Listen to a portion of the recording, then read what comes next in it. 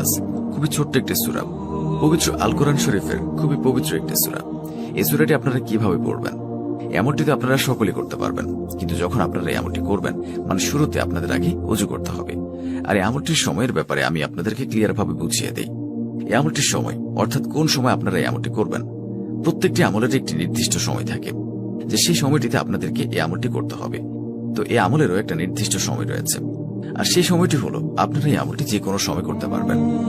এটা হচ্ছে একটি নির্দিষ্ট টাইম। তো আপনারা যখন ওযু করে নেবেন, এই আমলটি করার জন্য প্রথমে আগে আপনারা পশ্চিম দিক হবেন অথবা কিবলামুখী হবেন।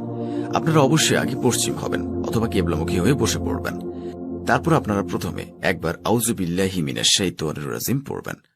যখন আপনাদের আউযু বিল্লাহি মিনাশ শাইতানির রাজিম পড়া শেষ হয়ে যাবে, তারপর আপনারা মাত্র 555 বার, মনে রাখবেন মাত্র 555 বার এই শব্দের এই আমলটির দোয়া পড়বেন।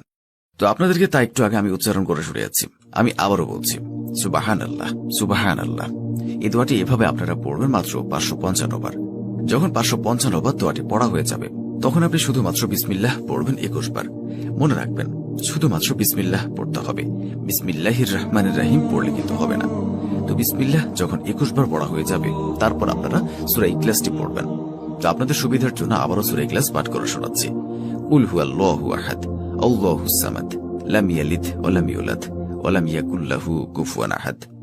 যাদের মুখস্থ নেই তারা এখনই মুখস্থ করে নিতে পারবেন, আর যাদের আগে থেকে মুখস্থ রয়েছে তাদের জন্য আরো ভালো।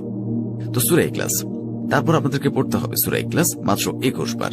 আর অবশ্যই মনে রাখবেন, আপনারা যে 21 বার পড়বেন, প্রত্যেকবার মানে একবার একবার করে গুনে গুনে যে আপনারা সূরা ইখলাসটি পড়বেন, প্রত্যেকবার সূরা ইখলাস পড়ার আগে আপনারা বিসমিল্লাহির রহমানির রহিম পড়ে নেবেন। তারপরে সূরা ইখলাস পাঠ করবেন, এইভাবে 21 বার পাঠ করবেন। পড়ার পর আপনারা আবার সেই এক শব্দের দোয়াটি পড়বেন। সেই এক শব্দের দোয়াটি আপনারা আবার শেষে পড়বেন মাত্র 55 বার। শেষে শুধুমাত্র 55 বার পড়তে হবে। তো এইভাবে আপনাদেরকে আমলটি করতে হবে। এটি ছিল এই আমলের নিয়ম। তো তারপর আপনাদের এই আমলটি করা সম্পূর্ণ শেষ। আশা করি আপনারা এই আমলের সম্পূর্ণ নিয়ম বুঝতে পেরেছেন। যদি আপনারা এই নিয়ম অনুযায়ী এই আমলটি করতে পারেন, তাহলে আপনারা খুব তাড়াতাড়ি রেজাল্ট পেয়ে যাবেন। তাই আপনারা একবার হলেও এই আমলটি করে দেখুন, অনেক বেশি উপকৃত হবেন। আপনাদের সকল প্রকার সমস্যা দূর হয়ে যাবে। আপনাদের কাছে ধন দৌলতের আর অভাব থাকবে না। আপনাদের কাছে অনেক বেশি রিজিক এবং বরকত চলে আসবে। কোনো প্রকার পেরেশানি আর থাকবে না আপনাদের কাছে। নিজেও এই আমলটি করুন এবং অন্যদেরকেও এই আমলটি করার সুযোগ করে দিন। এর সাথে সাথে যারা 5 ওয়াক্ত নামাজ আদায় করেন না, তাদের উদ্দেশ্যে বলছি, আপনারা অবশ্যই 5 ওয়াক্ত নামাজ আদায় করবেন। কেননা নামাজ ব্যতীত কোনো আমল কবুল হয় না, এবং নামাজ হলো বেহেশতের চাবি, এবং নামাজ ব্যতীত জান্নাতে প্রবেশ করতে পারবো না। সহিহ হাদিসে আছে, সূরা ইখলাস 3 বার পাঠ করলে 1 খতম কোরআন তিলাওয়াতের সমপরিমাণ সওয়াব পাওয়া যায়। হযরত আয়েশা রাদিয়াল্লাহু তাআলা আনহা থেকে এক রিওয়ায়াতে উল্লেখ আছে, এক যুদ্ধে রাসূল সাল্লাল্লাহু আলাইহি ওয়াসাল্লাম এক ব্যক্তিকে আমির বা নেতা নিযুক্ত করে দেন। তিনি নামাজে ইমামতিকাল সূরা ফাতিহা ও অন্য সূরার শেষে প্রতি রাকাতে সূরা ইখলাস পাঠ করতেন। রাসূল সাল্লাল্লাহু আলাইহি ওয়াসাল্লাম আরো ইরশাদ করেন, যে ব্যক্তি 3টি কাজ ঈমানের সঙ্গে করতে পারবে, জান্নাতের যে কোনো দরজা দিয়ে সে প্রবেশ করতে পারবে। 1. যে হত্যাকারীকে ক্ষমা করে দেবে। 2.